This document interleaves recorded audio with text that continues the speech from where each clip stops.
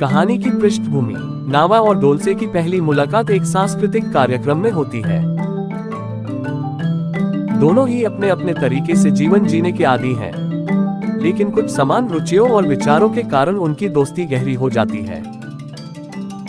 इस कहानी में उनके बीच 2 साल के संवाद और जीवन के अनुभवों का वर्णन है। एक शाम शहर के सांस्कृतिक केंद्र में एक संगीत कार्यक्रम हो रहा था। नावा वहां अपने एक दोस्त के साथ आया था, जबकि डोलसे वहां अकेली आई थी। जब नावा और डोलसे की मुलाकात होती है तो वे तुरंत ही एक दूसरे से घुल मिल जाते हैं। एक संवेदनशील और विचारशील व्यक्ति जो जीवन के विभिन्न पहलुओं को समझने की कोशिश करता है।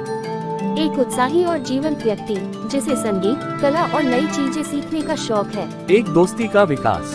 समय बीतता जाता है और नावा और डोलसे की दोस्ती मजबूत होती जाती है।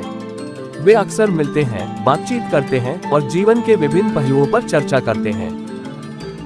नावा की गहरी सोच और डोलसे की सकारात्मकता एक दूसरे को संतुलित करती है।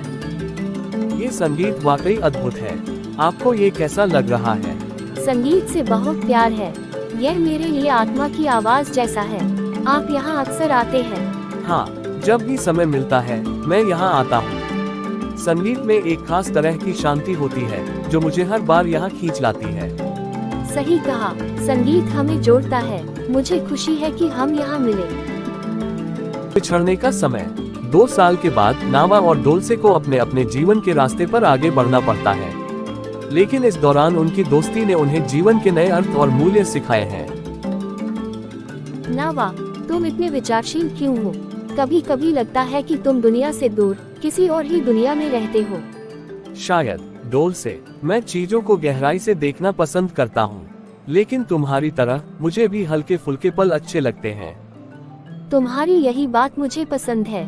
तुम जीवन को हर कोण से देखते हो। तुम्हारे साथ बात करना हमेशा दिलचस्प होता है। और तुम्हारे साथ समय बिताना मुझे ऊर्जा देता है। तुमसे बात करके लगता है कि जीवन में कुछ भी असंभव नहीं है। नावा और डोलसे अपने अपने जीवन में आगे बढ़ते हैं, लेकिन उनकी दोस्ती का असर हमेशा उनके जीवन में बना रहता है। वे एक दूसरे को भले ही न देख पाएं, लेकिन उनके बीच की यादें और संवाद हमेशा जीवित रहते हैं। ये छोटी सी कहानी आपको कैसी लगी? कमेंट करके बताएं और लाइक करें, शेयर करें और मेरे चैनल को सब्सक्राइब करें।